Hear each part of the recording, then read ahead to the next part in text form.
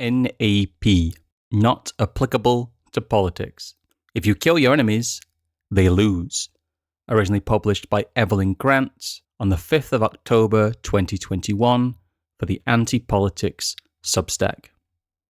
The non-aggression principle, or NAP, is a general notion that it is wrong to aggress or threaten aggression on a person or their property unless done so in a manner which fits into a, more often than not, strict and immediate sense of self-defense. As a tool for teaching children and the uninitiated how to think in an ethical sense, it is reliable and robust only when left unchallenged. Therein lies the problem. Not only does it begin to seem idealistic in the abstract, where issues of who aggressed first and what constitutes aggression arise, it becomes all the more laughable when considered as a ground rule one must accept to be a libertarian, or even a politically active one at that. Libertarianism, in the majority of its forms, stands out as an ideology which goes to great lengths to delegitimize the use of force in all aspects bar self-defense. But this makes it, in a very important sense, an incomplete ideology. It can make great theoretical refutations of state actors and their violent actions, yet offers little in the way of how to rid society of those actors, especially in a practical sense, other than telling you to wait until the first shot has whizzed past your head. It can explain the world around us, but only offers pacifism as a method of change. This may be recognizable to some as a hallmark of libertarianism's liberal roots. It speaks to an indifference that one would have to violence, that any aggression outside of the realm of direct self-defense is anti-liberal and therefore tyrannical in nature. Marxism, conservatism, neoliberalism, to name just a few, have no problems in identifying an enemy to which the use of force can be justified. They do this as they exist within an explicitly political world. Whether consciously or not, they have taken on board an important lesson that has been evident since the French Revolution. That the political unity and singularity of the state as a final decider in any and all cases was still true. But the faction that could declare itself as the supreme by whatever means was able to take the reins of the state. No longer was the state as such a neutral and faraway body. It was a means for antagonizing domestic conflict among groups, classes, races, and religions. To quote, any religious, moral, economic, ethnic, or other antagonism will turn into a political antagonism if it is strong enough to effectively group people by friend and enemy. Carl Schmitt. In short, political actors were now part of a Machiavellian operation to seek dominance for their tribe as part of the never-ending struggle of politics. This conflict, and ultimately dominance, demanded that some portion of society be segmented from the rest, a distinction that must be made as to who should rule and who should not, who should be able to subject their fellow man to ill treatment, and who should be treated with such enmity. This is why Schmitt goes on to say that the specific political distinction to which political actions and motives can be traced is the distinction between friend and enemy. Libertarianism sees itself as existing outside of this struggle. It suggests that to dominate at all is to somehow wrong, and that it is inherently illegitimate, no matter what the justification. Now, while I see the value in a system of ethics existing outside of the concept of both the state and politics, it would be insane to suggest that such a system should somehow solve the state and political conflicts, ever-intensifying conflicts at that, and doubly so when it cannot manifest a motivating friend-enemy distinction. During the Bolshevik Revolution, the intensity of the political conflict was reaching new heights. Institutions such as the Cheka were set up to act as secret police to carry out politically motivated attacks. This is known as the Red Terror, a period from late August 1918 to 1922, within which Lenin, as the de facto leader of the Bolshevik forces, declared the kulaks as their enemy and demanded they be dealt with in a way that only a true and absolute enemy deserves. Lenin had, in a sense, manipulated his faction and the Russian state into a situation whereby war was the only viable option for any of his opponents. He forced his enemies to come out of hiding as to continue politics by other means. This allowed Lenin to unleash absolute enmity, as the war of absolute enmity knows no containment. This can obviously be seen in the letter circa August 1918. He not only asks for the direct use of violence against his enemies, but demands a display of it so as to ward off any would-be opponents. To quote, "Comrades, the Kulak uprising in your 5 districts must be crushed without pity. You must make examples of these people. 1. Hang, and I mean hang publicly so that people see it, at least 100 kulaks, rich bastards and known bloodsuckers. 2. Publish their names. 3. Seize all their grain. 4. Single out the hostages per my instructions in yesterday's telegram. Do all this so that for miles around people see it and understand it, tremble and tell themselves that we are killing the bloodthirsty kulaks and that we will continue to do so. Yours, Lenin. P.S.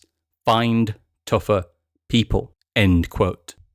The response to this was the unification of many Russian forces under the title of the White Army. So too did the leader of the White Army declare himself as the supreme leader of Russia and its armies. This was a losing battle, but it is interesting to note that the enemy faction saw its most important moves as 1. Unifying as an attempt to be a larger political force than Lenin's Bolsheviks, and 2. Declaring a member of said faction as the supreme, as the one sole figure that gets to decide who is the enemy and what should be done unto them. If only they had told Lenin that his actions were against the NAP, and that he was going to be a tyrant if he continued, I'm sure the Bolshevik forces would have downed their arms and joined their fellow countrymen in singing Kumbaya, hand in hand. In an age far past the Russian Civil War, and beyond the student activist chants of the personal is the political, politics is no less decisive or violent. Clever strategists and NGO organizations have made use of violent groups such as Black Lives Matter, Extinction Rebellion, Antifa, etc. to dissuade the construction of meaningful anti-state friend-enemy distinction. In a society where anything and everything is ever more politicized and struggled for, right-wingers are tricked into fighting made-up factions that can be replaced moment to moment and are merely the shadow puppets of those holding power. One must understand how not only through the aforementioned groups, but through publicly provided services, democracies, corporate socialism, and the welfare state, the ability of any individual or group of individuals to live ethically outside the system has become impossible. Libertarian thought cannot deal with this paradigm, not if it must abide by the NAP. The phenomenon of totalizing political mentalities has only ever become more normalized as liberal democracy enshrines itself as the status quo, an implicit assertion that by no other process could we organize society. This mindset is the reason why anyone who struggles otherwise is distinctly anti-progressive, secessionist, anti-democratic, or anti-pluralist in tone and is dealt with the utmost derision. Not only are you a racist neo-Nazi who hates the gays, you clearly also went every man, woman, and child along with you dragged back into the Dark Ages. So in turn, you are no longer granted the privilege of civility. We must heed the words of Hillary Clinton in 2018, when she quite plainly and masterfully stated on international news that the GOP, Trump supporters, and any identifiable deplorables should not be allowed to carry on with their lives in peace, and that they should be publicly harassed so that others will know. Lenin would be salivating at the thought. Not only has she de facto declared herself as the leader of the anti-right faction, she is designated the enemy and what should be done unto them.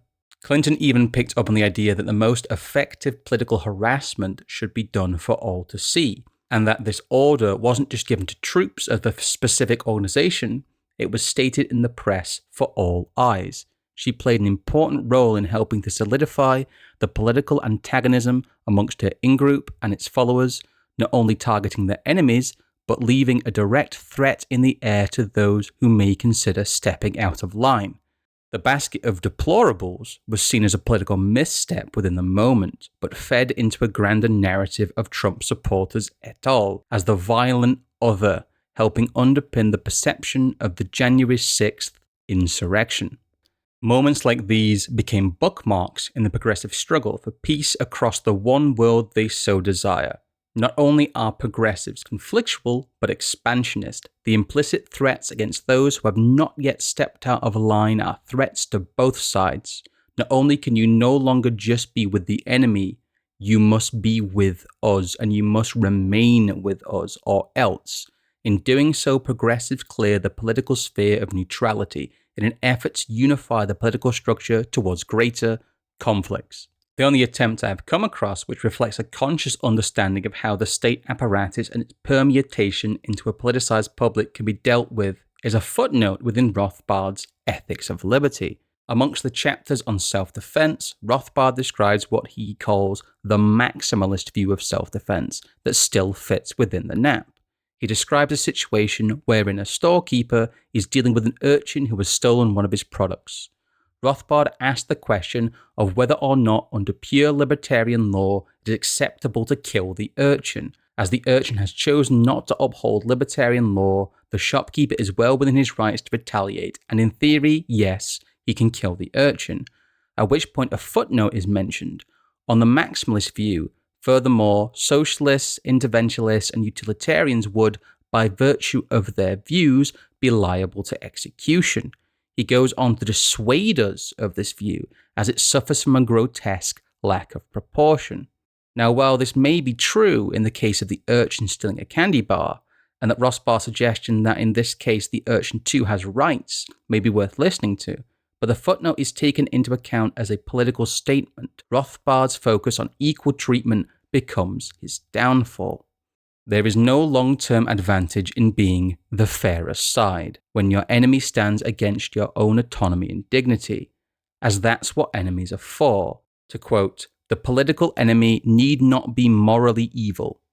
He need not be aesthetically ugly. He need not be an economic competitor. He is just the other, the stranger, and it is sufficient to his nature that he is existentially different and foreign in a particularly intense way." Carl Schmitt. Schmitt, without knowing it, has conversely identified the issue that Rothbard has fallen for. If you cannot mistreat anyone under the standard of proportionality, then how could you ever have an enemy? When property and libertarian law are the highest values, and evidently cornerstones of civilization, are not only questioned but attacked both by individuals and the state, that makes these attackers existentially different. It could even be argued that it is directly against human nature to act in such a manner. Then why shouldn't we treat our opponents as animals? To quote, "A member of the human race who is completely incapable of understanding the higher productivity of labor performed under the division of labor based on private property is not, properly speaking, a person, but falls instead into the same moral category as an animal." Hans Hermann Hoppe. The irony should not be lost on us then that leftists are generally herded like cattle from one progressive project to the next, from one battle to the other. The case of weak morals and non-existent scruples can be clearly shown through an understanding of libertarian theory. Whilst Hoppe's formulation of covenant communities, which allows for physical removal, is handy, it is still limited by its ethical considerations. If leftist actors operating at the state level or not can continue to attack property rights, they are our enemy and must be treated as such. We must separate ourselves from the shackles of pure ethics and strike back, for it is the moral thing to do. This can only be done through hijacking of local government, whilst democracy and the welfare state remain national norms. It is vital that you make life insufferable for its proponents in your local area by any means necessary. A locality, never mind the society, that still propagates these ideas can never come under the rule of libertarian law. Zero tolerance must be the way forward, and it can be done. A zealotry of the highest order justified by natural law would appeal directly to man's soul and dignity in a way that would have modernists quaking in their boots. Politics has no second prizes, no honor awards, and no rules of engagement. Our enemies are always conscious of this. The more important question is, are you? And we finish with a final quote from Carl Schmitt's concept of the political. "Nothing can escape this consequence of the political. If the pacifist opposition to war was so strong that it could drive the pacifists to war against the non-pacifists, into a war against war, this would prove that it really had political strength because it would be strong enough to group men according to friend and enemy. If the will to prevent war is so strong that it no longer shuns war itself, it has become a political motive, i.e., it affirms, if only as an extreme eventuality, war and even the reason for war. At present, it seems to be a particularly promising way of justifying wars. The war then takes place in the form of an absolute war of mankind, an absolute last war. Such wars are necessarily especially intense and inhuman wars. Going beyond the political, they must at the same time degrade the enemy in moral and other categories and make him an inhuman monster, which must not only be repelled, but definitively destroyed, i.e., he is no longer merely an enemy to be pushed back within his borders. But the possibility of such wars shows especially clearly that war still exists today as a real possibility, and it is on that alone that the friend-enemy distinction and the realization of the political depend.